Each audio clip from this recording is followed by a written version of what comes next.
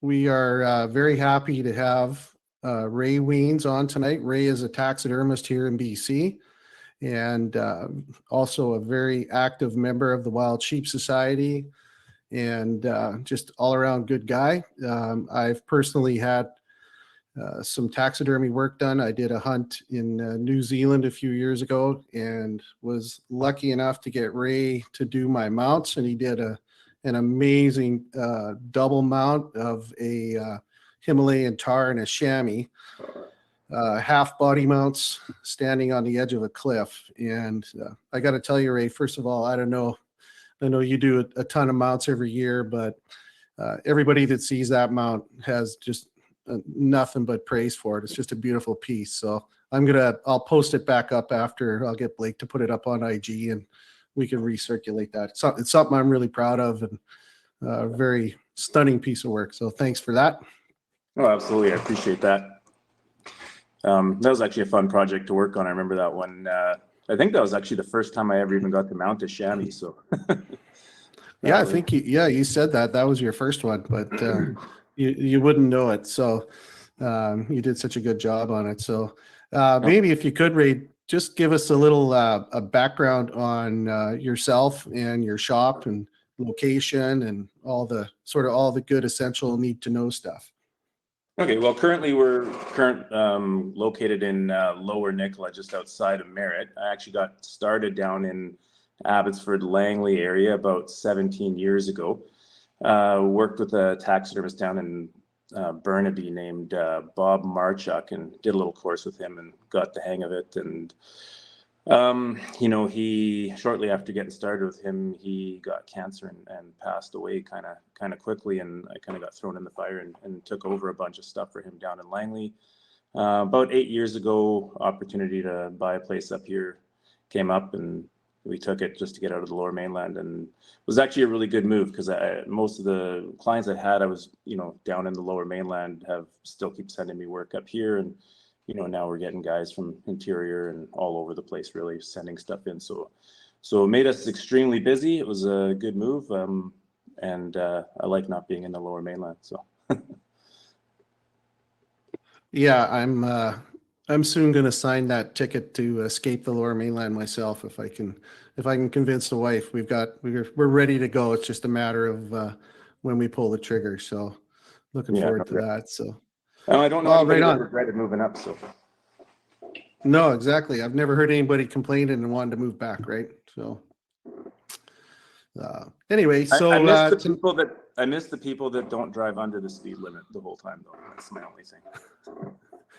Well, you got to go to Victoria, then you'll really get them under the speed limit. So awesome. Well, tonight, this is part of our this episode is part of our Sheep Camp series, which is a 6-part series on all things, or as many things as we can cram in 6 episodes for sheep hunting. And I wanted to get you on here tonight to basically walk us through the cradle to grave trophy care in the field for, I guess, for sheep or for any animal for that matter. So anyway, looks like we lost him there, did we? Are you still there? There you go. Phone cut out on me there for a second. Okay. Did you miss anything I said, or? No, I could hear you. I just locked up, so I guess lost the video. Yeah. So one of the things I remember when I reached out to you before I went on my international trip, you told me when I harvest an animal, make sure I take lots of pictures. That was one of the first things that you said I should do.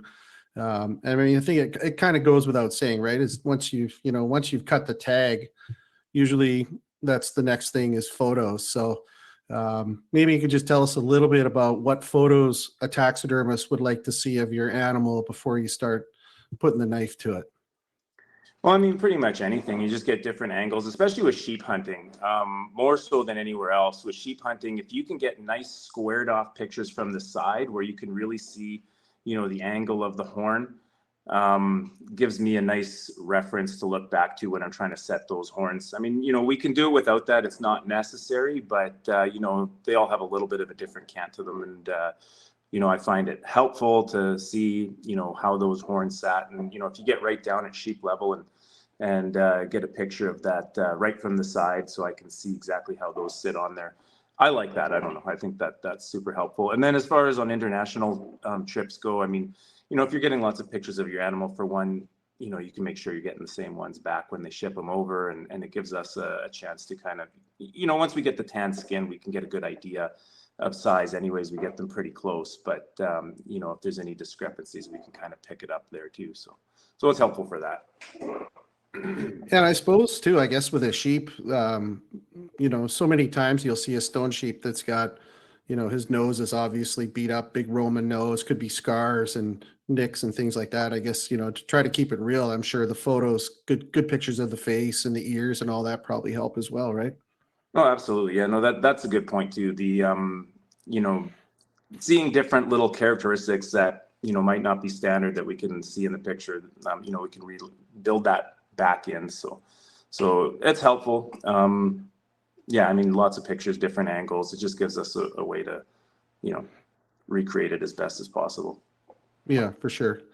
So I guess one of the first things that comes to mind for me would be, what would you suggest as far as knife or knives go, if you're out in the field on a sheep hunt? There's obviously the replaceable blades for really fine, sharp work, but do you recommend too, like maybe a fixed blade and also a replaceable blade? What are your thoughts on that?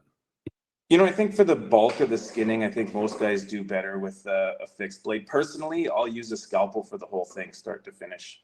Just a regular surgical scalpel with number 22 blades, and I'll do the whole animal like that. But I think that's just what I'm used to in the shop. So I think a fixed blade, not too big of a blade, but a fixed solid blade, especially if you're doing a life size for when you're popping those feet off and stuff like that. It's nice to have a heavy knife to pop into those bone joint or those toe joints and stuff like that. So, and they're not quite, or they're a little more forgiving than the scalpel blades. So, if you're not super comfortable with it, I think, a good sharp, you want it sharp. I mean, a dull blade is going to cause more holes, but having a, scalpel blade is a little bit overly sharp for some guys. So it'll put more holes in it. Yeah, and I guess too, if you're not used to using, like, for most hunters, you pick up that the Havalon or scalpel blade 2-3 times a year at max, right? Where someone like you're using it every day, so you got to be a little careful, I guess, and take your time. So let's start with the cuts. I'm presuming that you're going to want to start with a Y cut behind the horns. Is that where you would start? Yeah, I mean, definitely to get the head out. So, obviously you want to know what you're going to do with it. If you're going to do a life size or a shoulder or a pedestal, makes a difference. I'm kind of biased. I think people should be life sizing sheep when they get them. But if not, bring a lot of cape. I would say cut it right in half. So you're going basically around the belly. That'll give you the option of doing pedestal or shoulder mount, and then cut right up the spine. Once you get about, I got a sheet right here. I don't know how well you can see it, but basically once you get right to the back of the head, right in here, you're going to want to take a Y cut right here and here, and then just follow the spine. Can you see that? No, just lost your camera right when you turned around. Okay, let me try that again. You would think that this would with it going. Okay, now we got it. Yep. You can see the back of the sheep there. So basically, when you're coming up the spine, you're going to come up from the belly cut along the spine bone up to right about here, and then just make your cut to the back of the horns there and there, and that's basically it. From that point, go down the you start skinning, go around the belly, right at the halfway point. And then as you're getting up to the legs, you can tube the legs out, or you can make a cut up the back of the legs through the armpit. But go down at least 6 inches down the leg, cut kind of around the leg muscle, like a circumference cut. And then you can have that one meet up to the belly cut, or you can tube it out from there, if that makes sense. Does that make sense? Yeah, so you're saying if you're just doing a shoulder mount, you want to go 6 inches from the top of the shoulder or the armpit down the leg and make that cut? Correct. Is that what you said? Yeah. Yeah. And I Yeah. guess And it doesn't matter if you took more than that, like if you went 10 inches or whatever, just to give a little extra. I guess it just gets trickier, right? To tube it out farther down you go, right? yeah, I mean, personally, I really don't think, I know some guys might not like that I say this, but I really don't care about having it tubed out. I mean, for myself, it's a lot easier to get it off the animal if you just make the cut up the back of the leg towards that barrel, cut around the belly. You know, it's easy for me to work with. So I don't have a problem with guys doing that, and it saves you time in the field, I think. Yeah, I guess. And then you're just stitching it anyway, right? Because that's going to be, if it's on the back side of the legs, you're not On really a going to see shoulder it mount, that anyway, doesn't right? even show up on the mount. It just gets stapled to the back of the board. So as long as you're not doing it, like, just make sure you're all the way right behind that leg and going towards the belly cut. Yeah, you won't see it. So then, when you're running your cuts, like for example, down the spine, is it best to go with the grain of the hair? So in other words, start at the base of the skull and work your way down, or like you suggested, maybe going up the opposite way against the grain of the hair? What is No, there a with the grain of preference? the hair, it's probably good. The main thing is cut from underneath. So as long as, like get your blade under the skin cutting up. That's more important than which way you're going. But either or, yeah, cutting down from the head down, then you're going with the grain. So that could be helpful too. But for sure, just make sure you're staying under the skin. Like if the skin's there, you got your blade under and you're cutting up the whole time, not just like Pulling sliding up. it across the hair. Right, that makes sense. So then, so that basically are the main cuts for shoulder mount or pedestal. What would be the difference when you're doing a full body? Is it just dorsal? You go continue the same process, but you go all the way down the spine to the tail, or how does that Yeah, look? exactly. I mean, different guys. So talk to your taxidermist. I personally like a dorsal cut. Depends on if you know ahead of time what you want to do with it, like the style amount or the pose you want on a life size. That makes a bit of a difference. Like if you're going to do a laying down mount, then go up the belly. I mean, you cut down the neck like you're doing a shoulder mount to get that head out, but do the rest of the body down the belly because that's all going to be hidden in a mount like that. But if it's going to be a regular standing mount, dorsal is nicer for us to work with, I think. And then so basically you follow that line, just go all the way down to the tail, start skinning it down till you get to the legs. I would start. Like you can make relief cuts up each leg. So start basically right between the two hoofs, like the two lobes of the back of the hoof, and just cut like so. If you're right there, then you just cut right up to the elbow, and Mhm. and then that'll help you. You can tube down the thigh then, and then it'll make that last part really easy to skin off. Yeah, and then But you just dorsal cuts are nice. and then as far as keeping the hooves on, you're just gonna break them off, cut them off right at the ankle of the hoof. Then is that the idea? Yeah. Now, if you're going to be like on a stone sheep hunt or a doll sheep hunt where you're out in the mountains and you don't have access to having somebody skin it, and you are doing a life size around those toe bones, if you're not comfortable skinning them out, they are a little bit trickier. You can actually just slide your knife down in around the bones all the way down into the hoof, just trying to open up a pocket and just stuff salt down in there. Separating the hoofs, like you'll have like two separate bones, so you can separate the hoofs down like that, and then you'll have the two free floating toe bones, and then you can just kind of work your knife in and around all the way and just pack salt in there, and that should keep it until it's rehydrated in a tan, and then out from there. But usually that's enough to salvage it or to save it. So is there, do you know of any like online videos or resources as far as what other people have put out there, or maybe yourself for like the life size stuff? I Because I would don't think think I that's have a video. I've got on my website, there's if you go to rwtaxidermy.com, there's a heading for articles, and then there's one Caping 101. I did it for a Journal of Mountain Hunting a bunch of years ago.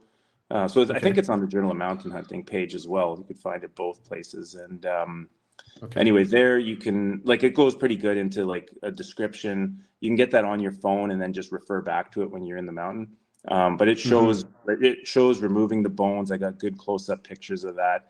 You know, it shows different skinning, like where, like dorsal cut versus belly cut, and where to make the incisions, and different scenarios to walk you through. So it's nice reference to have while you're out. Videos, I don't think there's any videos that I've done that I remember, but I'm sure there's good one. Just search on YouTube, Search, yeah. caping, whatever. I mean, there's going to be a pile of them. I have seen some pretty good ones, but I can't remember off the top of my head which those are. So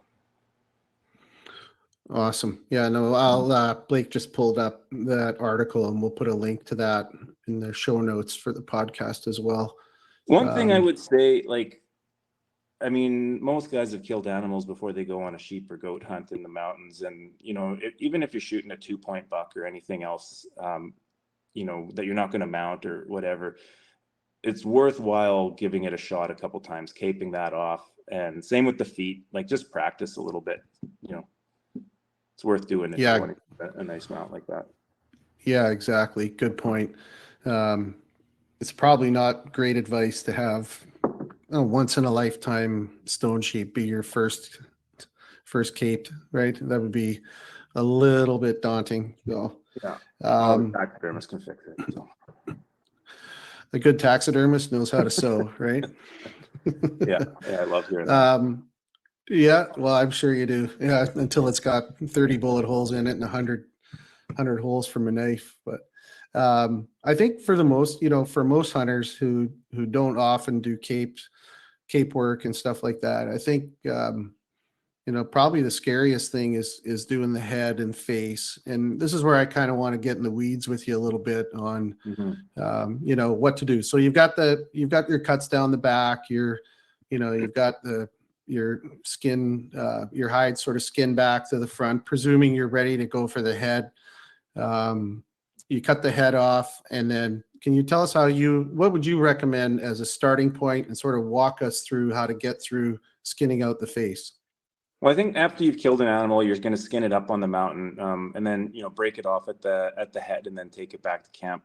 You know, usually as long as it's not just sweltering hot, you can you know, leave it overnight and tackle it in the morning. But I mean, the main thing is sheep are a little different than deer. So I'll go back to this thing here. I mean, I don't have a skin on it to show you guys, but basically when you're doing a deer, you're going to have a pedicle bone here. Can you see what I'm looking at there on the camera? Yeah, we can see it. Yeah, perfect. Yeah, so on a deer, you're going to have like a pedicle bone here, and you're just going to take your knife and you're going to come up from underneath and then pop the hair off that way. With a sheep or a goat or any horned animal, what I recommend doing is after you've made your cut here and here, the hair is going to stick up about like that. So grab your thumb or whatever and pull the hair down. And right in here, you're going to have like an 1/8 of an inch of spongy material where the horn is turning into skin material. And you can just punch your scalpel in there and actually just work your way all the way around, just holding the hair down. Because what I see a lot of guys do, guys that have caped out deer and stuff, they'll come up like it has a pedicle, and then they'll cut off here, but they're going to leave like a patch of hair all the way around. And you already have such a little amount right here that does, you know, have an impact. So it's super easy. Just like you make those cuts and then just go all the way around the horn, just cutting in there to free that up. And then as you start caping, it'll just all be free, and you can just, you know, you start just basically cutting at the connective tissue. As you're pulling the skin up, the connective tissue between the skin and the skull, just run your knife instead of like, you know, pull on the skin and just run your knife against the skull where the connective tissue is. That way you're not punching up through the hair. So it's pretty fail-safe that way. And if you've already come all the way around, as you're skinning that up, it's just going to nicely separate, and you're not going to have to worry about leaving a ring of hair around the horns. Right. Yeah, I know. I was on a successful stone sheep hunt a few years ago, and my buddy shot a ram, and that gap between the base of the horns was literally, I would bet maybe just over 1/4 of an inch. So getting in between the base can be really tight, and you just gotta, and it's so, like you said, that's connective tissue's tough too, right? Like you just gotta take your time, I think. Yeah, the main thing is just don't be in a hurry. Devote a day to trophy care. You know, another thing, like, I mean, once you get that skin off, there's gonna be blood on it. Sheep have hollow hair, and it stains very quickly. So you know, even up on the mountain, if you've got blood on the cape, take your water bottle, or if you got some creek water, just cold water, and get the blood off as fast as you can. It'll set in and it'll get into the hollow of the hair and it'll change the color of your ram. So that would be something. Okay, so then when you get into caping the face out, then do you start inside the mouth, like up in the upper lip, and kind of work that way, or? No, I start right here. And then so basically you're going to have your ear canal here. I'll kind of peel up here, and then I'll start to peel down here, and you're going to get your ear canals right there. So basically you want to stay close to the skull, and then you'll have like a cartilage right here, and you're just going to pop through that. You'll be able to feel it as you're working your way around, just kind of feel around what you got there. But you know, you're going to start skinning back this way and skinning up this way. And I'll do like a little bit this way, a little bit that way, a little bit that way, and just kind of keep flipping it around to get it all freed up. Then basically as you come around, you know, you're going to skin, let's see here, you know, you're going to just keep skinning and skinning and skinning. And then this part on the top, you're going to, same thing, just kind of skin around the top. I don't know if you can see what I'm pointing at there all that much. Yeah, but, no, we can see it. Yeah, so then, you know, your next tricky point as you get past the ear and are skinning here is getting to the eye. So once I get to about here, I'll actually run my finger into the eye socket and pull, like you can see the black ring of the lid. So I'll actually pinch it and I'll pull it away. And that way I can always tell, you know, from the hair side, as I'm coming in from the flesh side, you know, as long as I've got that eyelid pulled away, I'm going to cut through the connective tissue there, and I'm not going to damage that eyelid at all.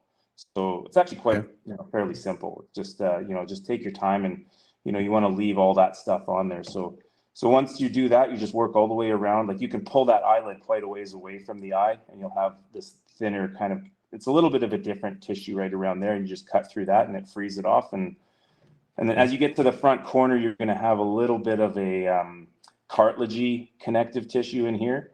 And same thing, like as they've got that little, you know, hollow spot there, you know, that's changes texture. So just make sure you're going along the bone and getting everything off of there. We just lost your camera again, Ray, for a second there. It's off.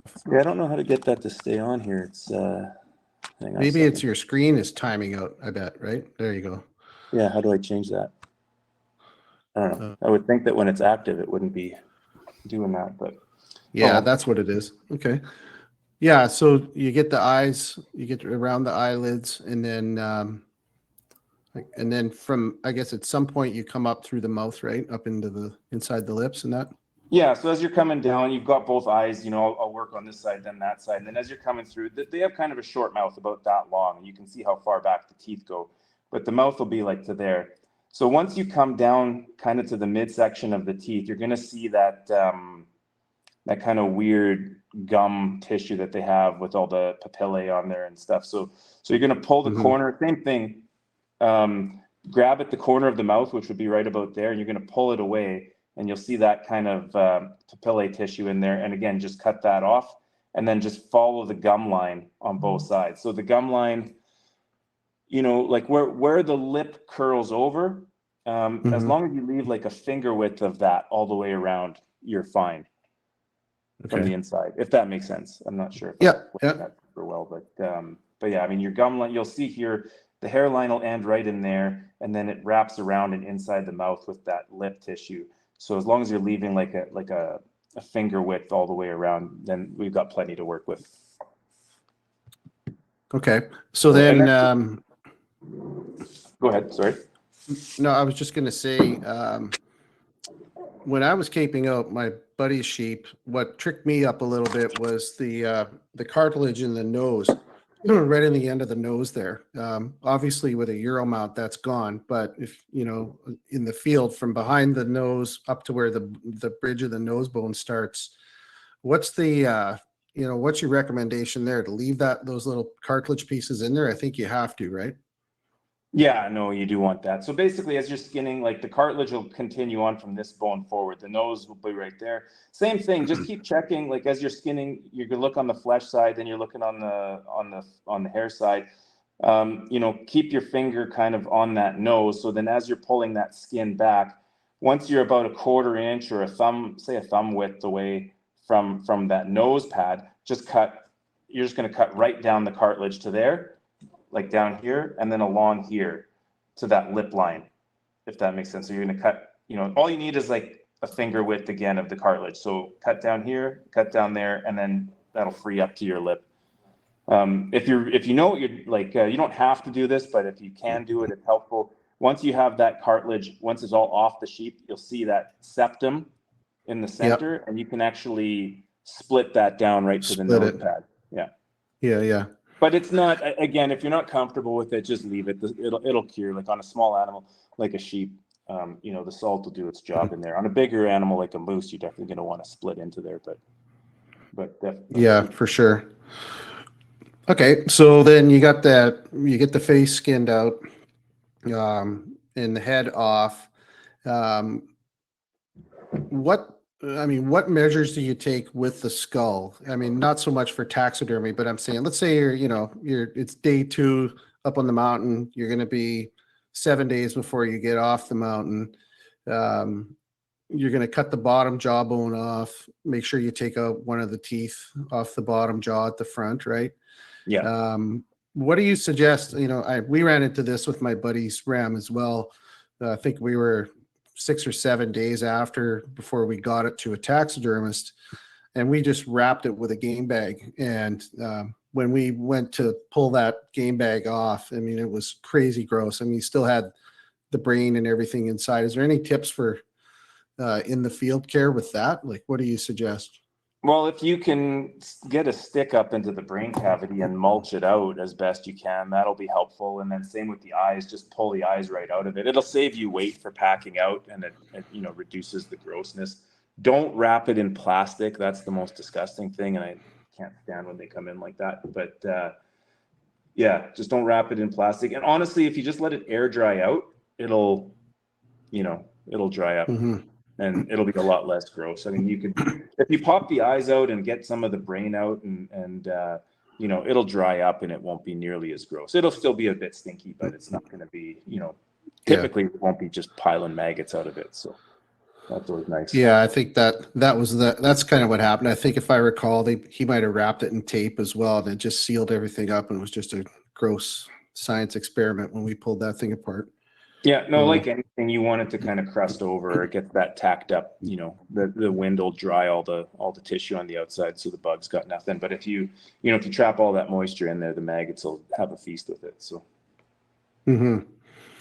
So I've been watching some videos and doing some research on YouTube, and it seems to be there's some pretty different opinions on salt and how much, and how much fleshing you need to do in the field. So I think typically it's probably safe to say, and especially for early season hunt for opener or anything into September, you guys are going to kill their ram, and they're going to have warm weather to deal with, and they don't want that cape to slip.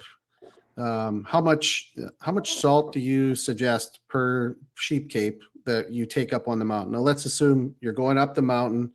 You've obviously either parked a truck or you got dropped off by a boat or an airplane.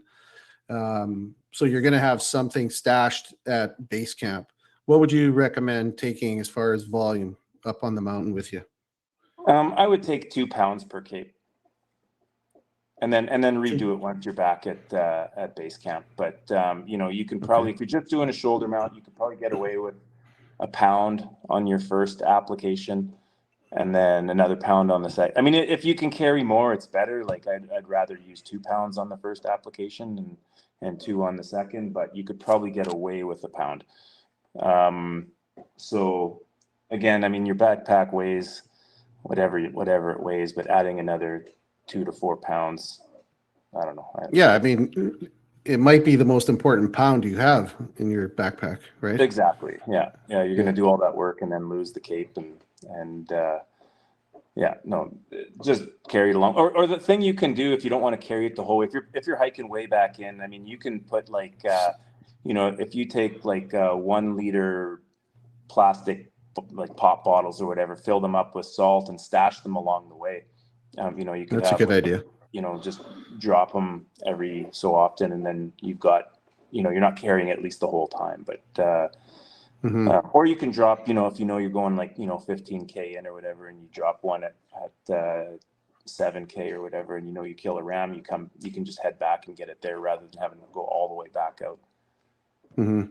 So Yeah, that's a great tip. Yeah, I never thought of that. You could leave a few. It'd be like doing a fuel drop with a jet boat, right? Same idea, only salt drop for your sheep cape. yeah, I mean, if you're So planning on heading in and back out the same direction, then it works. I mean, obviously, if you're doing a big loop, then probably not. yeah, for sure. Yeah, no, it is an Um, important thing to bring along. The other thing we forgot to talk about was Turning. turning gears.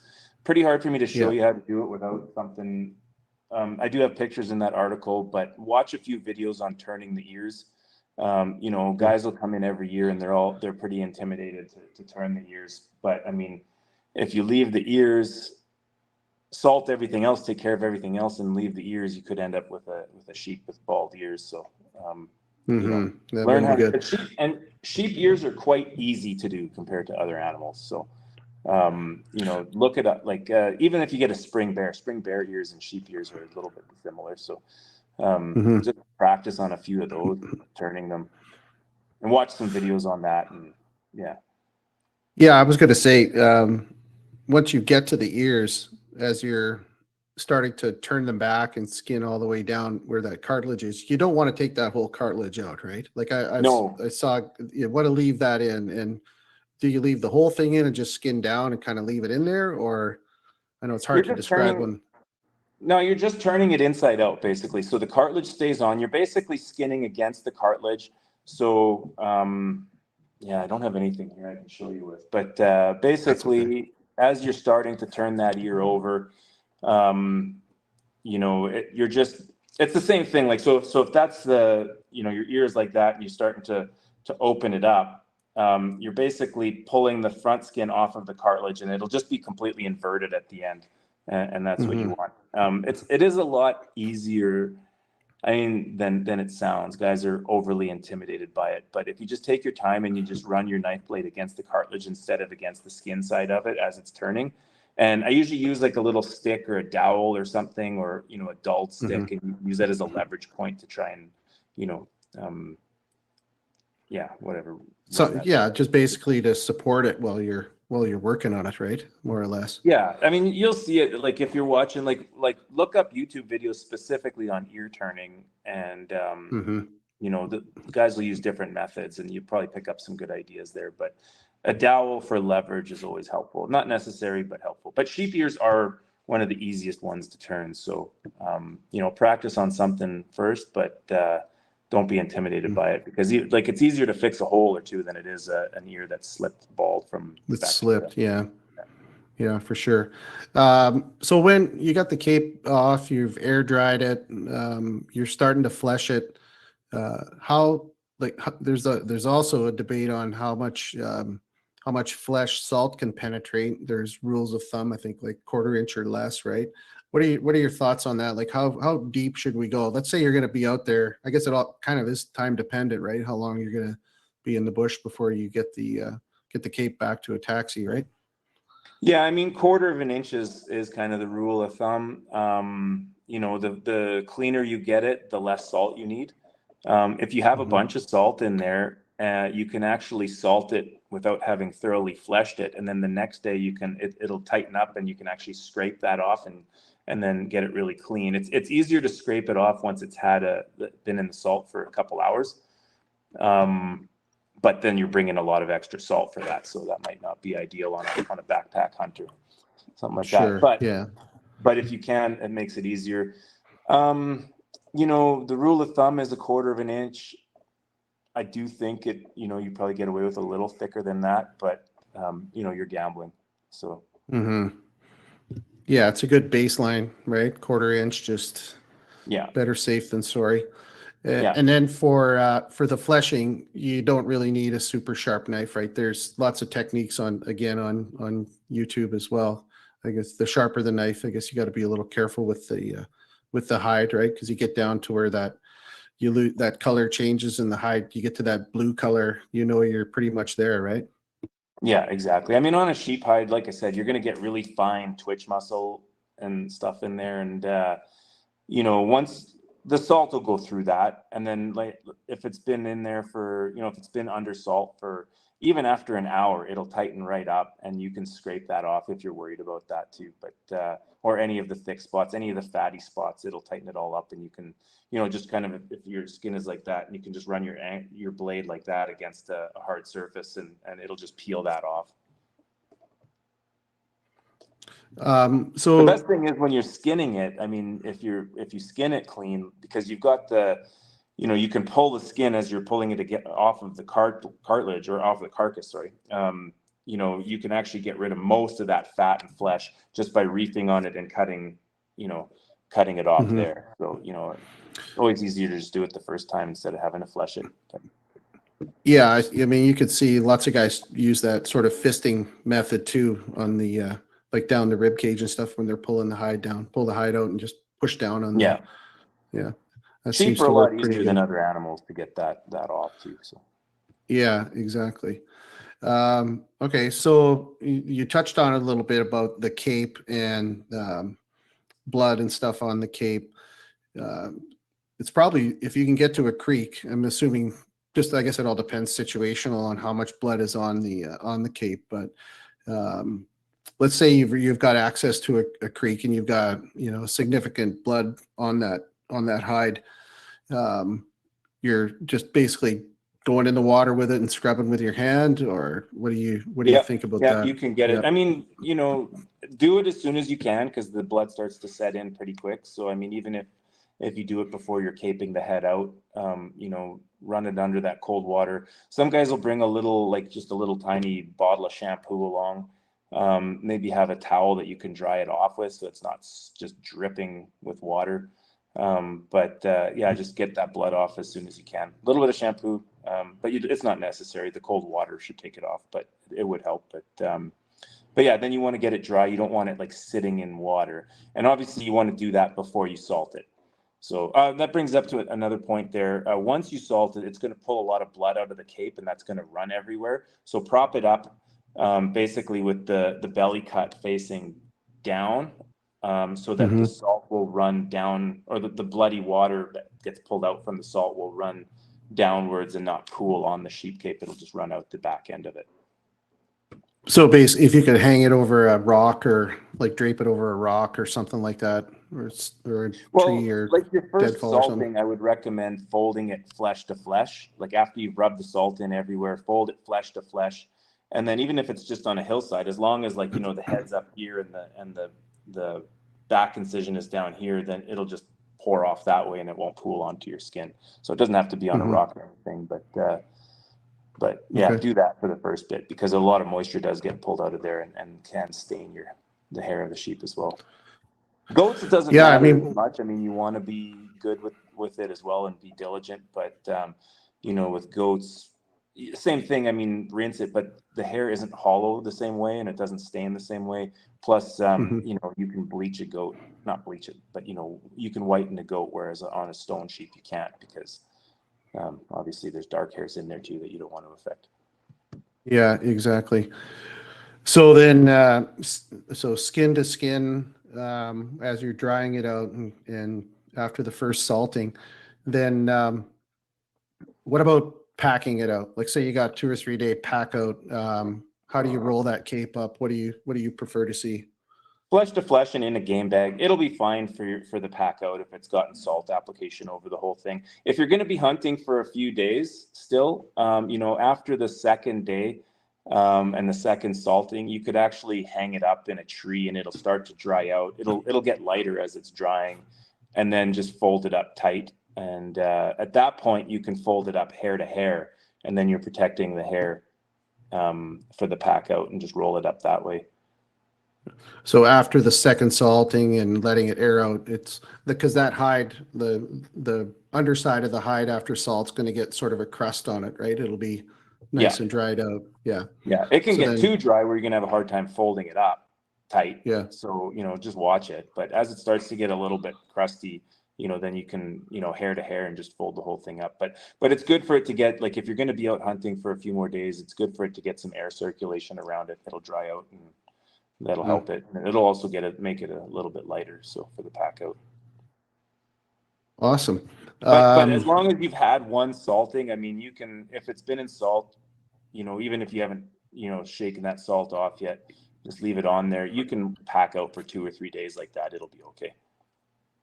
Right Just on. try to, you don't want to get like excessive heat on it if you can, but I mean, the salt will work. So Yeah, I mean, probably want to try and hang it in the shade or whatever if you can, with some wind and breeze cutting it yeah, through, air it right? out overnight would be good. Yeah. So. Okay. We got any questions? I see you got one question. You want to read it to him? Go ahead, Blake. Yeah, sure. Ken Nowicki, he's asking, Ray, do you have any scars on your fingers? Do I have any scars on my fingers? No. I'm presuming you know Ken, do you? You must. I do know Ken, yeah. Yeah. No, Well, it no looks like scars. I'm pretty careful. I would think so. I got some on my feet. Okay. Okay, Anthony is asking. Oh, your camera jumped out. Oh, here, wait a second. Okay, so Anthony's just asking about turning lips and salt, I guess. I don't know exactly what he says. Did I miss the part about turning lips, or will the salt be enough? I think you want to try and turn the lips, right? Like as much as you can. Yeah, no, You did the touch. lips is just like filleting them open. So you're gonna have your lip line, like if that's the lip line right there, you're gonna run your, or say that's the lip line, you're gonna have you're gonna run your knife there, and it's just basically filleting that open on the flesh side. So you're creating a pocket for the salt to go in. So definitely don't skip that. I mean, I have seen guys come in where they didn't turn the lips, and it was fine, so the salt would be enough. But definitely you're rolling the dice a little bit. So if it's another one. It's not all that hard if you just take your time and just kind of fillet that lip line open. You're just, wherever it's overly thick, if you can open that up and get salt in there, that's ideal. Yeah, I noticed when I did it the very first time, I turned the lips, it was a stone sheep. It was my first time. And I just had one of the other guys was there. We didn't have a great work surface. So we kind of had a big flat rock that we had the cape laid out on. And he was holding the cape back. And I was just basically running my finger over the lip line and just slowly just going with my knife. I had a Havilon blade, but it was kind of dull, and it worked good because it was a combination of your finger and the knife, just like you said, filleting. And I was super nervous about it, but it wasn't that hard, actually. It wasn't. No, and put it in your hand. Like if you rest the lip on your hand and you start filleting it open, that's actually a good way to do it. The hair sides on your fingers. That way, it's extra motivation not to cut through, because then you'll slice into your hand. Yeah, exactly. And then you cut along your, I don't know, like this. You can take your thumb and pull the lip back as you're that's kind of exactly filleting it, right? How I do. I can't do what you're doing, but from what you're saying, that's pretty much exactly how I would do it. Yeah. Okay. And then the nose, again, you're going to basically do the same thing. And then that septum is in the middle. You're just going to slice that and then just fold everything down and just turn everything out as far as you're comfortable, right? Yeah. Again, Really, it's hard to describe it, but I mean, watch videos on that. The sheep, they are a thin-skinned animal. So, I mean, if you're not comfortable with that part, it will, the salt will work still, but it is better if you can do it and are comfortable with it. So, okay. The more you can do, the better. But, if you're not comfortable, at least getting it as close as you can and getting salt on it is the best. But definitely you want to turn the ears and split the lips. But ears are more important than the lips, I think. Mm-hmm. Yeah, for sure.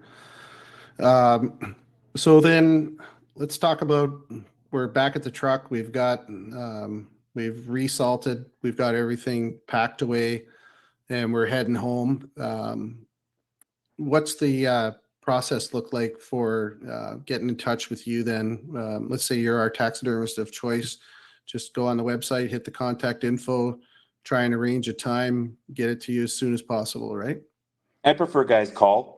My phone number would be up there, but call or text. Emails I usually don't see quite as quickly, but call or text. And if you're coming back from a trip, I'm in Merritt. It's not too big of a detour off the canyon to get here.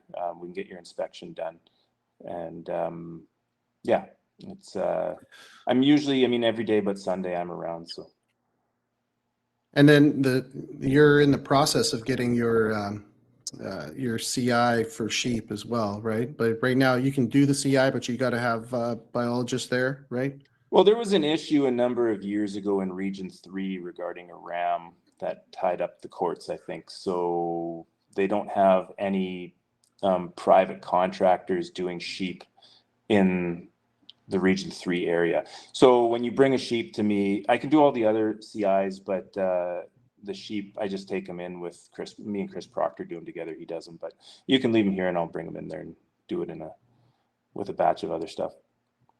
Okay.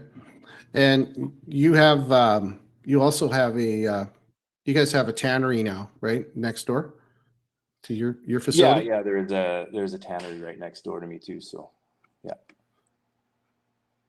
Okay. Is there a question, Blake? Basically a one-stop shop. Yeah, exactly. Yeah, we got a couple questions rolling in here. Josh Laughlin, he was asking, if you have a heavily salted cape, is there any concern with putting it in the freezer if you can't get it to the taxidermist right away? No, you'll hear a lot of guys saying don't salt and freeze, but you know, you don't want to just salt it and then throw it instantly in a freezer. You want the salt to have some time to work. But basically, you know, if it's been a day or two and that salt has already pulled the moisture out and is starting to cure the hide, it's fine going in the freezer. It's not going to damage it. I mean, I wouldn't leave it in there like that for years, but you know, a month or two, no big deal. Nice. Another question we got here, Ken, he's asking, when you take a cape into a hotel room on an international hunt, would you recommend keeping it rolled up in the bathtub, or should it be draped over the curtain rod? Do you stuff it in the bar fridge? What do you do? Curtain rod, if it's salted. Yeah. That makes sense. Yeah. The more air circulation, and like if it's already all the way dried out, then you know, you don't need to. You can just leave it. However, but if it's still kind of damp or there's moisture on the hair, I would definitely put it where you can hang it, or you know, where there's going to get airflow around it, or you know, dries out a little better. If it's slopping wet, then just throw it in the bathtub. Mm-hmm. Not And with then water. put the do not disturb sign out on the door as well. Yeah. You don't want the maids coming in there. Yeah, you might lose it. Okay. As far Well, as I want to touch on salt type, because still to this day, people bring capes in that have rock salt point. on them. Rock salt will work in a pinch, but it's your worst option. Just get fine. I mean, we use pool salt from, you know, Canadian Tire or wherever. You can get, you know, feed salt. So fine salt and a liberal application of it is best. Yeah, so it's not table salt and it's not rock salt. You can use right? table salt. You can? Okay. Yeah, you can use table salt. Costco used to have the best. Like, I don't know if they still have it in any of their stores, but you used to be able to get 40-pound bags for $5 of just Sifto table salt, and that stuff worked great. Now I just use it's like the Sifto pool salt is all I can find around here, but that worked really good. So yeah, but as long as it's fine, just you know, rock salt's garbage. Good to know. Yeah, lots of guys now scratching that off their grocery list, right? So yeah. All right. Well, as far as questions go, I think we've got that pretty well covered. And Ken had one more comment for you. Right? You want to read that one out too, Blake? Yeah, Ken just says, thank you for all you do for wild sheep and sheep hunting. So nice comment there. No, I appreciate that. Yeah. On that note, tell us a little bit about some hunting. I mean, obviously, I'm assuming when you moved to the interior up to Merritt, there was some hunting in the background as well, right? I have never hunted less than when I moved here. Just because you're so busy, probably. It's just right? just hunting season's busy. I don't have. I do a little bit of guiding, but you know, that's maybe 10 days a year. But yeah, I really don't get a lot of time hunting, and that's kind of the you know, I mean, that's my own fault. I could make time for it, but I just find that, you know, we're always kind of behind and busy. So I don't get a pile of time in. So, are you a sheep hunter if you can get out? I have been. I haven't gone for a few years. I probably got to drop a few pounds before I go again. But yeah, no, it's the last sheep hunt I did was 2018. I have not killed a ram. I've been in on 7 hunts. I've come close. I passed on a legal ram, but haven't shot one myself yet. So that's on the list. I plan, to do another one in the next year or two. But yeah, I mean, and it's a little easier for me to get away in August than it is in September and October. So Yeah, I can only imagine. Yeah, yeah. exactly. So how did you No, get into definitely. hunting? Just I don't know. My dad was a hunter, not a super avid hunter, but he'd go every year on a moose hunt, and it was always when I was a little kid that was super exciting. And so once I finally got to tag along, it just was instantly in my blood, and just loved it right from the get go. So Yeah. yeah, Once and that same with hook the is set. taxidermy. My dad would brought home a buck when I was like 4 or 5 years old, and that really, I just thought that it was the coolest looking thing to have on your wall. So that's kind of where I got the bug for that too. Yeah, no doubt. Um, what about the guiding? I've talked to you a little bit about that. Are you working for somebody or are you a partner in that, or how does that look? Well, I'm kind of a partner on an outfit. It's just a small moose bear outfit up in close to McLeod Lake. So a friend of mine Okay.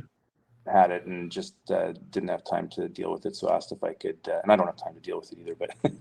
But he asked me if I could look after it, and so we started doing that a couple of years ago. But that was right when COVID hit, and so I mean, the timing of it was bad. It hasn't really taken off too much yet. But we had, and then this year we've got 10 hunters booked for moose coming in, but we're getting ripped with wildfires up there. So our lodge and cabin looks like it might burn up. We'll know that. I'm actually supposed to find out today if it has. So we might have another setback on that regard. Yeah, that's a shitty situation. I think a lot of people are pretty worried. I know tonight there's big thunderstorms and lightning in the north again. I think the Fort Nelson area is going to get hammered with that plus wind. So hopefully we can get some late July rain and maybe into August to try to tame that beast. But fingers crossed. So Yeah, all no, right. it's been a good one for those things. Well, Ray, I think we're just about covering everything here, unless you can think of anything. Blake, did you have any questions for Ray? No, it looks like we covered everything in the chat. I feel like we kind of ran through everything. I guess, Ray, just if you had any other, before we wrap, if there's anything you wanted to kind of talk through or any other last minute tips or anything, feel free to kind of bring that up. But yeah. No, I think, off the top of my head, I can't think of anything else to cover with that. Okay. Yeah, just, I mean, like I said, just going back to the stuff I said at the beginning, I think, if guys have a chance to practice before they go, that's the main thing. And the other thing would be, whoever you use as a taxidermist, give them a call. Every taxidermist has different ways they like things done. And, most guys don't mind if you're calling in and getting a bit of info for that kind of stuff. Yeah, that's a good point. And I think, just in closing, I think it's a good idea. And I speak to personal experience with my buddy and his ram because it was his first sheep and he didn't really have a plan on what he was going to do with it. In fact, like once that animal was down, he was asking me questions. He's like, should I cape it? Should I shoulder mount it? And I was like, yeah, of course. I mean, I think to be responsible, you should know what your plan is with the animal after. I mean, you could take the easy route and do a Euro mount. There's nothing wrong with Euros. They're beautiful. But, just look at the diversity in colors and shades and patterns on a stone sheep. You want to try and get that cape out. Even if you don't want it, taxidermists will give you a credit, or some guys will purchase it, or other hunters will buy that cape outright, right? Yeah, I'll pay cash for sheep capes. That's another thing. Like every year, there's guys that'll bring in Euro rams and have left their capes on the mountain, and they're worth pretty good money. I mean, they're not like some guys think they're worth a ridiculous amount, but you'll get it's worth your time to pack it out. And even more so if you can bring a life size out. If you're not going to do it and you pull a life size out, you'll get a good chunk of cash for that. Well, I know, just going back to my New Zealand hunt, I brought back all of my capes. They were salted and prepped, and I did a deal with you on my red stag. I gave you that red stag cape in form of a credit towards the big mount, right? So, I think I still have that red stag cape. Oh, well, well, I'm sure somebody will go out and shoot one and not bring the cape back at some point, but yeah. Yeah, no, absolutely. No, it's good. And again, what about deer? Would you recommend the same thing with deer, or do you see Mature a deer. need I mean, yeah, I mean, I don't want to buy does and things, but if you're shooting, Yeah. a respectable buck, a mature buck, especially later season when they're, haired up and Mm. stuff, they're not worth nearly the same. But No, for sure. But yeah, I mean, I think on deer, I give guys $100 credit for a cape if they bring it in. So if they're getting a Yeah. done. Yeah.